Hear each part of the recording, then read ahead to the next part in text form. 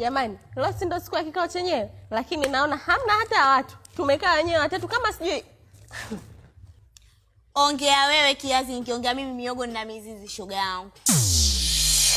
Kwa hiyo, jana tumelalagiza. Leo maji hamna. Yaani ni kama tunazungukana humu ndani. Yaani hatuelewani kuhusu umeme, si ndio? Shoga yangu, kuna watu wengine hapa. Wakiona umeme umekatika wanarudi saa 9 za usiku. Hiyo saa 9 imekujaje? Kuna mazungumzo gani? Hii wewe vipi, kwani umetaja jina? Imekuuma nini? Anarudi saa 9 hapa nani? Kwa hiyo yani umezunguka una masaa yote mpaka ulenge saa 9 tu. Kwa hiyo wewe imekuuma kabisa.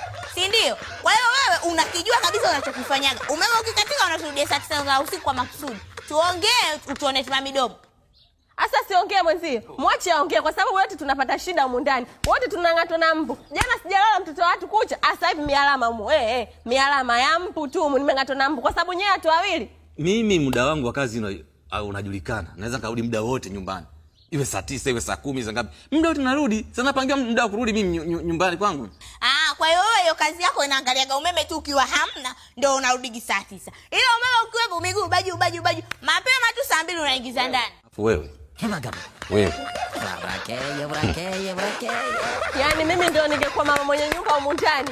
Mngenyoka nyie watu wawili. Wewe na yule mwenza kumbilikimu. Mungu mwenyewe fundi hawezi kuwapa nyumba nyinyi wawili. Mungu ape nyumba nyinyi.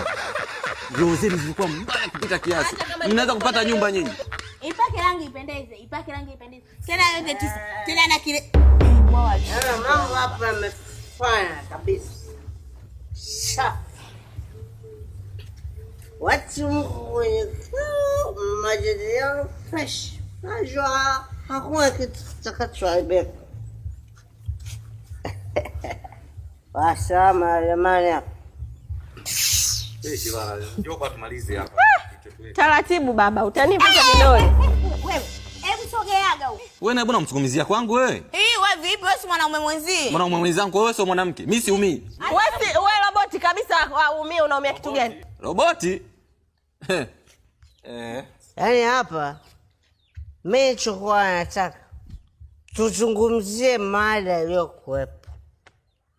Mada iliyokuwepo kitu gani? Wewe na huyu nyinyi amlipe la umeme, amlipe la maji. Jamani, tumechoka kutunyonya. Nyinyi vipi? Yaani kila siku nyinyi tulalegiza nyinyi. Maji yakatwe nyinyi. Kwa nini mnatufanyia hivyo? Kama mwezi tuwakatie umeme jamani, tuwakatie. Ukate. Umeme ukate kwa nani? Labda ukate kwako wewe sasa. Kwanza